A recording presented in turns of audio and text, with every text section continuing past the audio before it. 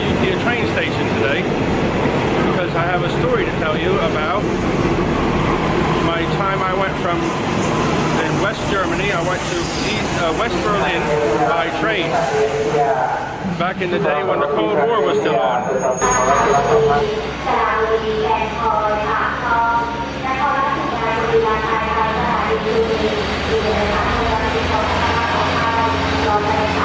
So I'm here at a UTA train station, and I wanted to tell you a little story. I just went and got myself a coffee, black coffee with honey, ice, of course. And I wanted to tell you a little story. Here's my story. Back in the day, I was in Germany in the British Army during the Cold War, and it was about 1978. And I was told that I was going on a swimming coaches course. So I'm thinking, oh, I'm going to go somewhere really nice. And where did I go? I was sent to Berlin 2 weeks before Christmas. It was bloody freezing. So my story is this, and I just did a search on my phone to see if I can find it again. Just did a search on my phone. When did the Berlin Wall come down? So, what year did the Berlin Wall come down? I did a search earlier. I remembered November. It was November the 9th, 1989. November 9, 1989. I'm going to go inside. Maybe it's a little bit quieter in there. So I come inside now. It's a little bit cooler and not so noisy. Another train just coming in.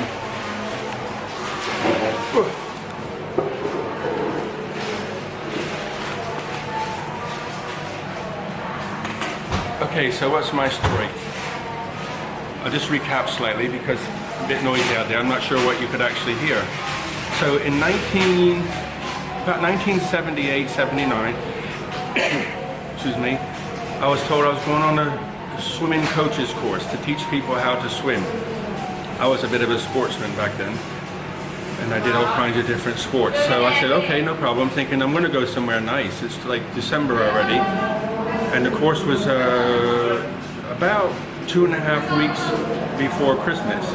Lasted 2 weeks, so it finished just before Christmas. So they said, you're going to Berlin. I said, oh my God, freezing cold. You know what Berlin's like in Germany and in the winter. So off I go. So let me set the stage first. The Berlin Wall came down November 9th, 1989. So the East-West thing's still going on. Russia, Britain, France, and America divided up Germany into 4 sections, and they controlled everything. So for me to get to Berlin, I had to pass through Eastern Germany.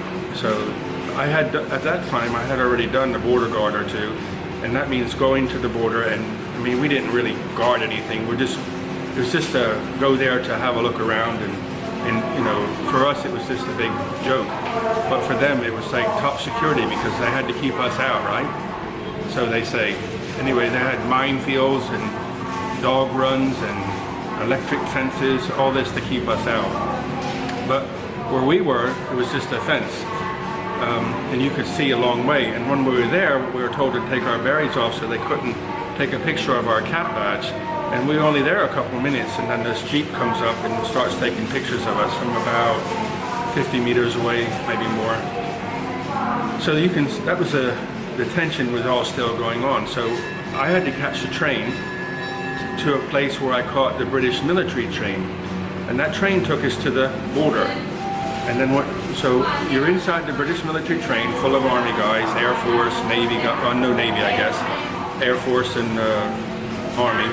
And then what happens is they lock the train from the inside. They actually put a chain around the door so you can't open the door.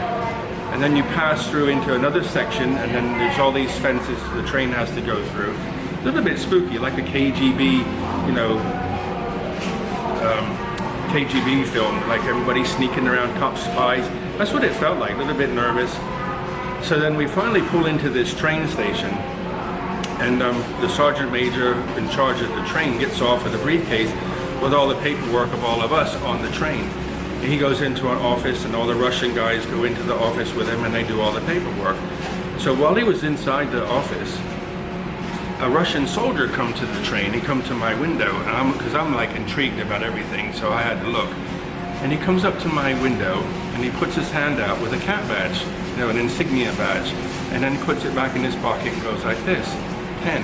Thinking, okay, 10 marks. So I pulled out the old, you know, 10 marks, and I put it to the window, and he sort of like this. So I opened a little tiny window at the top and put it out. He took it and gave me the cat badge, the insignia badge. He did the same thing with his Russian, you know, hammer and sickle cat badge, another 10 marks. I was like, no problem, because I, you know, army guy likes to collect that stuff like that. So that was the start of the journey. And then we go through into East Germany. And remember, when the Russians took the eastern, or divided it up, and they got the eastern part, the train leaving, they divided Germany up, and Russia took everything that Germany had and took it back to Russia. So when you drive through Eastern Germany, they were using steam trains to move freight around. And actually, it was the first time I ever seen a double-decker passenger car train. So there was two, you know, you could sit downstairs and upstairs. But they had diesel trains to pull that, but for freight they actually used steam. And I didn't have a camera or anything with me, so I didn't take any pictures, of course. But it was, you know, going through Eastern Germany was an eye-opener, through the countryside, and you can see that they live very, very basic. So then when you get to Berlin, the same thing. You get to Berlin, paperwork has to be done, and then you pass into West Berlin, free. You get off the train, and then I went to my course. 2 weeks teaching, learning to teach. What they did is they had a course for people to learn to swim. So the people who were teaching taught the people who were learning, and did that for 2 weeks, and then I went back the same way on the train. So I still today have fond memories of all the hush-hush, KGB, you know. They actually had what they call socksmiths. They drove around in cars, and they had a license plate with a little yellow and red box with a number in it, and it was called socksmiths. And they had bricksmiths who went and did the bricksmiths with the British people spying on the Russians, and the Russians spying on us. And anyway, that all happened up to when I left. I left Germany the first time in 1981. And then I went back and I left again. I forget when I left the second time, but I was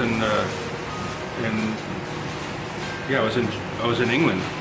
And so November 9th, 1989, the wall came down and Germany was reunified and everybody could be one Germany again. So I was there in 1978, 79, December.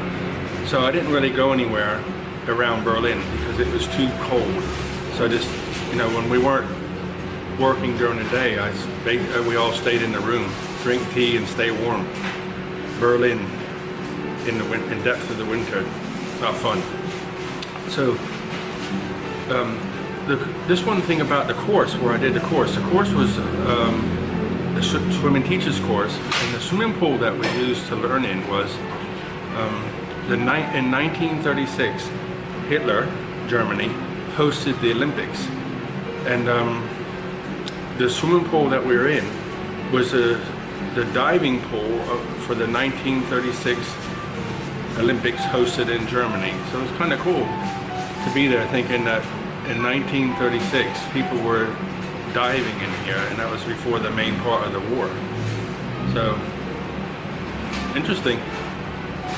So that was my little spooky story from the back in the Cold War days, trained through East Germany.